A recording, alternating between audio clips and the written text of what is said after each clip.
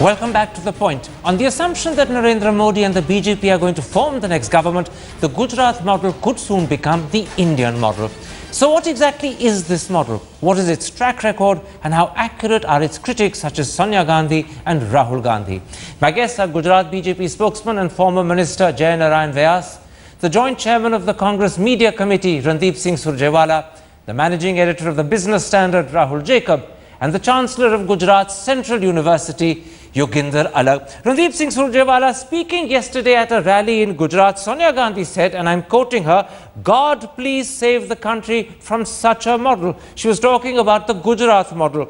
What is it about this Gujarat model that she finds so objectionable? Mr. Thapar, when we speak about Gujarat model, and let me call it the Modi model, this Modi model is per se divisive.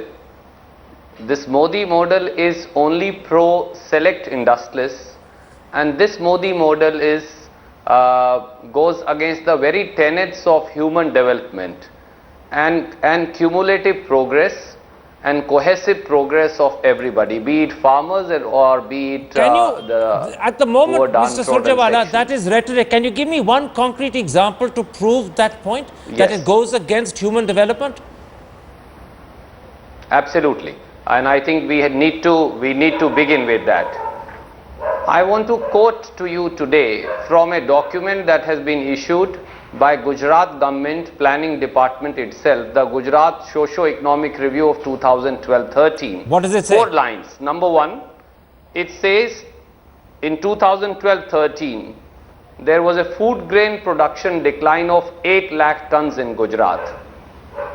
It says 1 lakh student dropped out in Gujarat from school system. It says that the land under cultivation went down from 4,900 5,000 hectares to 4,735,000 hectares. Just let me stop you there. And the most important 2 lines, with your permission, I want to draw the conclusion. Are you saying that the Gujarat model is responsible for these facts that you're citing? Absolutely. I just want to read 2 lines from the summary of the report. No, don't go to the lines. I think you've made your point. It's only fair I bring in Jai Narayan Vyas at this point. I'll come back to you again. I'll come back to you again, Mr. Surjewala. I'll come back to you again. Don't worry. So that Mr. Vyas can answer. No, I want to put a different question to him. He will get a chance to answer your criticism as well. Mr. Vyas, Narendra Modi has repeatedly said that the solution to India's many problems is to extend the Gujarat model to the country as a whole. Sonia Gandhi, in contrast, said yesterday, "God please save the country from such a model." So for those who aren't quite sure what the Gujarat model is, explain to me in a neat, pithy way, what is the Gujarat model?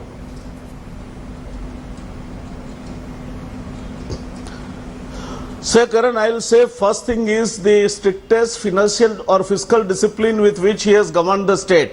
Okay. Look at the GDP growth. If you take a decadal growth, because people take on quoting different states and they don't realize that if you take the growth rate on a narrow base, you are bound to get higher growth rate. But if you take a decadal growth rate, India has grown at 7.71%. So the first thing, to Gujarat's the first thing is growth. The first thing is growth. Clearly what else? Ahead of the growth rate in India. Don't get lost in detail. The first thing about the Gujarat model is growth. What is the second thing? The second thing is that growth must result into creation of wealth in the hands of the people. Okay. And that is the per capita income criteria which I like to quote. No, let's not, don't go into details again. What is the third thing? 17,782 rupees. What is the third thing? If the first is growth, the second is jobs, what's the third thing? Public debt. The third thing is public debt, which Gujarat has substantially reduced, wherein India's public debt today stands to a whopping 50% of the GSDP. Fine. You've spelled out 3 things. And the fourth is BPL families, which have been lifted above the poverty line. All right, 4 things. BPL families above the poverty line, jobs and growth. Now, let me bring in Professor Alag. Professor Alag, you're an economist. Is the Gujarat model, as you understand it, a series of well worked out economic policies, or is it just code for good governance issues such as quick decision making, absence of red tape, no corruption, speedy implementation? Which of the two is it? I think the real issue is what the model is all about. I think to say that you want to meet objectives in an efficient manner is in a way a no-brainer. That's absolutely correct. But if you have complex problems, then you need complex answers. Gujarat has had a high growth rate, this point that Jainarayan made, but it has had a high growth rate now for 3 decades. In fact, what was happening in the earlier decades was... Can I stop you there? Are you therefore suggesting that the Gujarat model does not have the complex answers required for the complex problems that Gujarat faces? Is that the point you're making? I'm making the point that complex problems need to be handled in a complex way. Now, it is for those who talk about the Gujarat model to explain what they have in mind. So in other words, you're saying that you're saying a lot of the details of the Gujarat model are not explained. They're simply subsumed under that title, Gujarat model. We need to know those details first. Is that what you're saying? That's right, and we need to discuss that, Karan. We need to discuss Gujarat's growth profile, its advantages, its disadvantages. Gujarat has grown fast, but others are also growing fast. That's absolutely true. What about inequality? Let me bring in at that point Rahul Jacob. Let me bring in Rahul Jacob, the managing editor of the Business Standard. Critics of Narendra Modi, Rahul Jacob, point out that if you compare Gujarat's economic performance with that of, say, Tamil Nadu and Maharashtra, it doesn't really outshine those two states. And according to a study done by Raghuram Rajan when he was chief economic advisor, Gujarat actually emerged as a middle-ranking state. What do those things therefore tell us about the Gujarat model? Well, I think to simplify something as a Gujarat model, particularly in this context, is to give one person too much credit for it. And it's absolutely true that Tamil Nadu and Maharashtra have grown faster, in fact. But the fact remains that Gujarat has grown between 2000 and 2010 at 9.8% a year on average, which is nothing to sniff at. And I think of it more as a governance model in a country where it's anonymous. Oh, we seem to have lost that line to Rahul Jacob. A state that... No, we've lost that line completely. Jainarayan, in a recent article in Mint, Akar Patel has said that the Gujarat model is a myth. He called it a chimera, and he added, there's no Gujarat model, there is instead a Gujarati model, which is basically the entrepreneurial skills and talents of the Gujarati people, which can be witnessed wherever Gujaratis live and work. How do you respond to that? Not a Gujarat model, but a Gujarati model. Well, Karan, I am stunned that if you are discussing a state, and I to a great extent would agree with Professor Alag, that every model has its own, I mean, you must know the context in which you are discussing that model and what kind of parameters are under discussion. Now, if you say that where are Gujaratis working in Gujarat, I would say that look at one criteria, that the growth rate of the small scale industry sector, where in Gujarat, if you look at it, it has grown much faster, almost over 80% compared to all India average. But if you look at agriculture growth, Gujarat, which provides, let me pause you. Let me pause you. You see, the point Akar Patel, let me stop you there. The point Akar Patel was making is that the growth you're talking about is not attributable to anything the government has done. He's saying it's attributable to the latent entrepreneurial skills and talents of the Gujarati people, which is why Gujaratis in America, in East Africa, in Hong Kong, wherever they are, do extremely well. And there's no Mr. Modi there to help them. That's the point he's making. It's Gujarati talent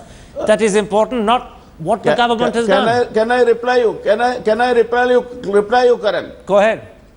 You know what I believe is, anywhere you discuss about the growth in this country, there are three factors working latently or overtly for that growth. What the first is technology. In the present era of technological development, without the application of technology, you can't Number two. progress really. Number two. But then this technology has to be transferred and it has to be transformed for the real economic activity. And number where three. you need administration. And then the laws which are coming in the way of this growth, you need politicians. So unless you have a combination of these three factors, T, A and P, namely technology, administration and politics, which creates And that's where you say Narendra Modi comes in.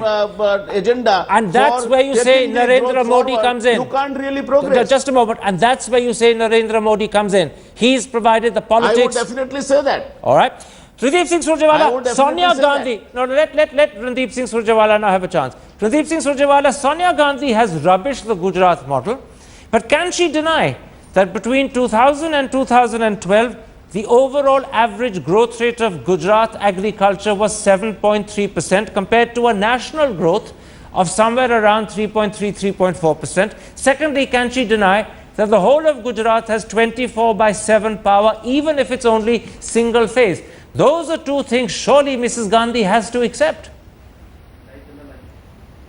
Mr. Thapar, let me begin by saying that when we speak about a model, an economic prosperity has to devolve up to the common man.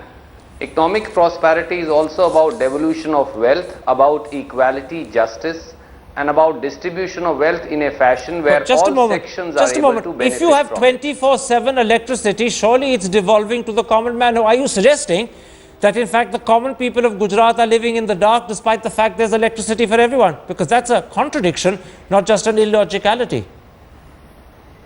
Yeah, let me answer that by saying that Gujarat perhaps is the only state in country, Mr. Thapar, which has seen no public investment in production of electricity except by entering into certain power sector contracts with some friends forgive me, of Shri Narendra Modi. you're sidetracking the issue. If there is 24/7 electricity for everyone, even if it's single phase, can you deny that's a major achievement?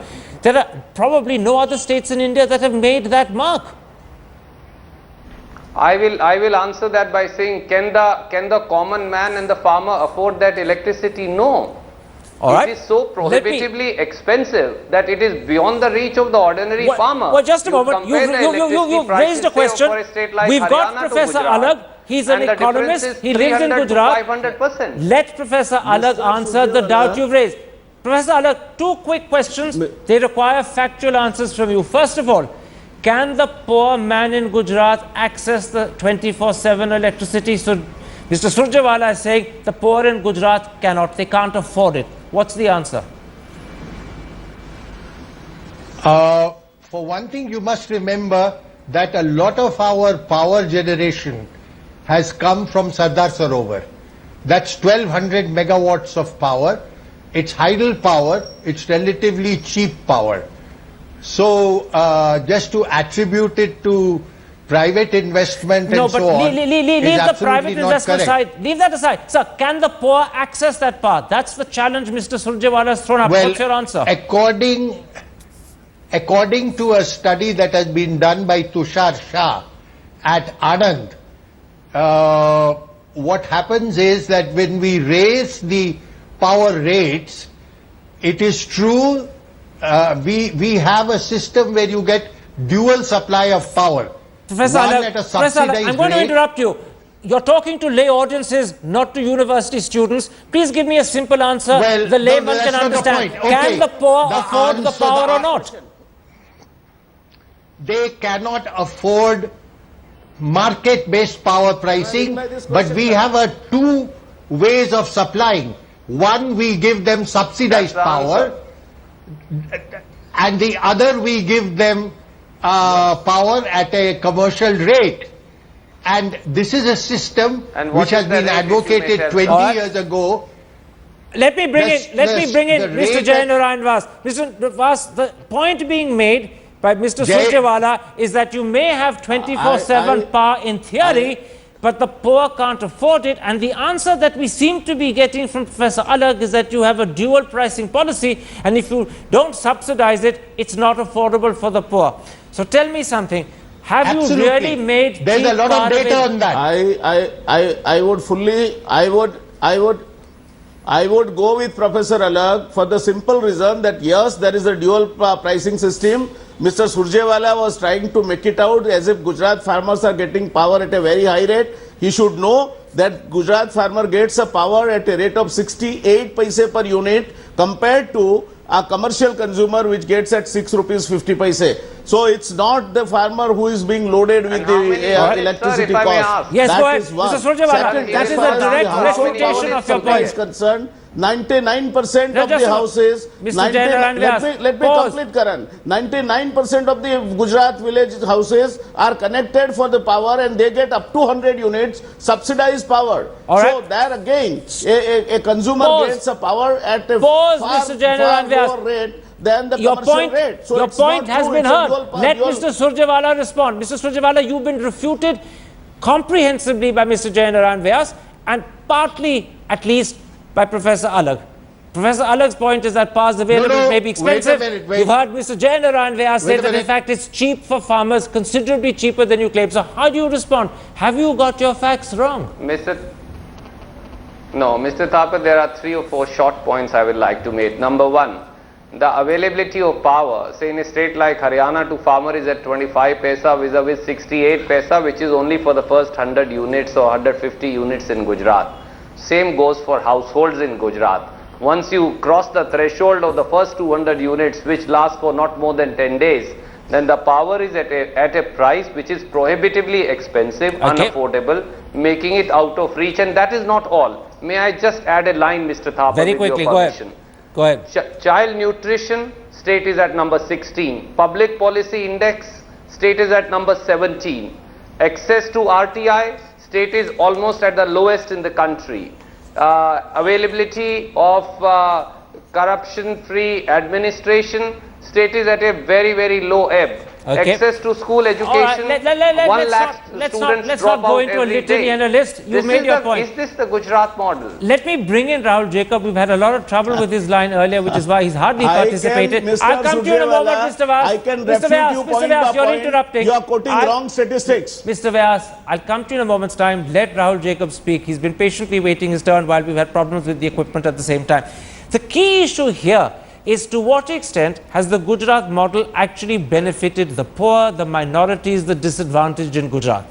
Do you have any idea how Gujarat's Muslims, Dalits and Adivasis, who together make up 37% of the population of that state, how have they benefited from the Gujarat model, or are they people who still live at the periphery of its development advantages?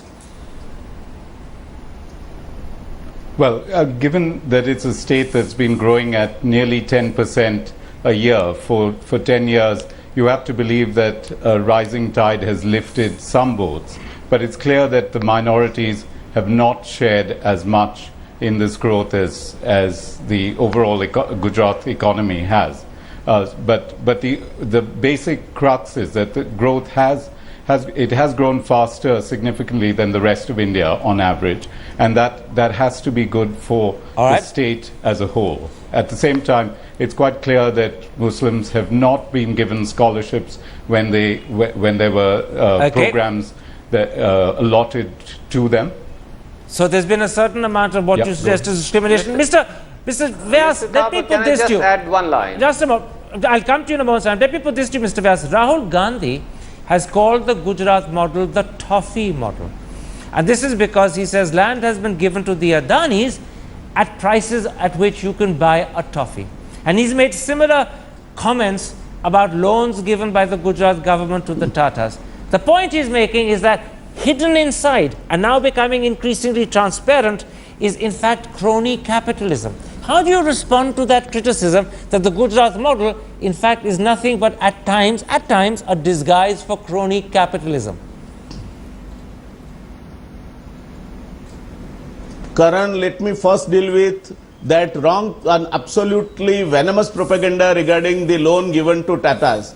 Yesterday only Gujarat High Court has delivered the judgment, fortunately, absolutely endorsing the stand and the decisions taken by the government of Gujarat, saying that there is nothing abnormal, nothing wrong. The states do provide these kind of incentives, and whatever action and whatever decisions are taken by the government of Gujarat, as far as Tatas are concerned, what about the land given to the Adanis? In order. This is the what about the judgment land delivered given to by the Adanis at by coffee Gujarat prices? High Court. Now coming to the second point.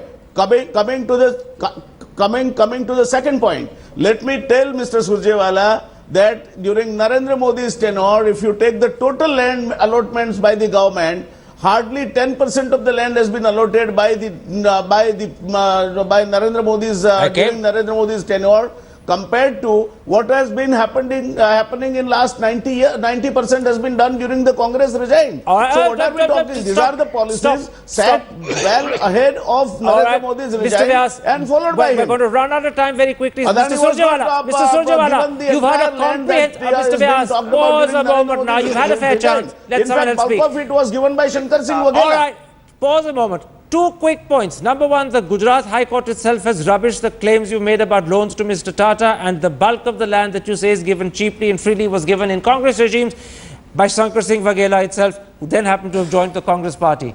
Have you suddenly found that Mr. Gandhi's points have become a boomerang that are rebutted on you?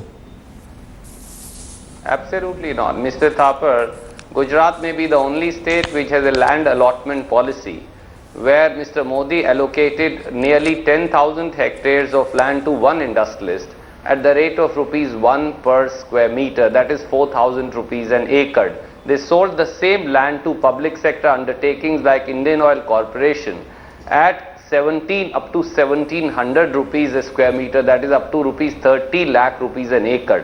That by itself is a 23,000 crore rupee fraud. But he's saying that the majority of such sales happened under the Congress. He says 90% of such sales happened under previous Congress governments, including Shankar Singh Waghela, who's now a member of your party. Mr. Thapar, that is as most of the land to Adanis was allocated during your regime. Shankar Singh Waghela, I know that Mr. Jayanaran Vyas will only try to outshout.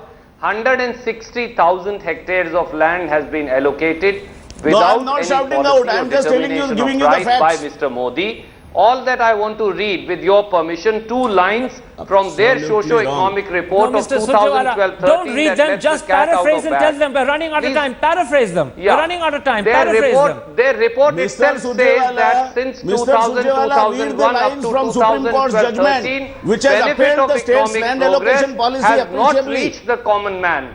That is what their own report framed by their planning commission and the planning department. I take your point. You're claiming the benefits haven't reached the poor man. Clearly, Mr. Vyas doesn't believe you. Karan, give me a minute. I cannot give anyone a minute. We're out of time. This is clearly one of those contentious subjects where no way could the Congress spokesman and the Gujarat BJP spokesman ever agree, because at the very heart of the dispute between the two parties is the Gujarat model, what it represents, and has it succeeded. We've aired some of the issues, some of the differences, but at the end of the day, we could never hope to resolve them. This is clearly a subject to which we will repeatedly return and which will be at the focal point of attention if, in particular, Mr. Modi does form a government. Because the future of India depends upon trying to understand this model. We made a bash tonight. We'll make many more attempts hereafter. But for today, my thanks to my four guests for joining me. Goodbye. Good night.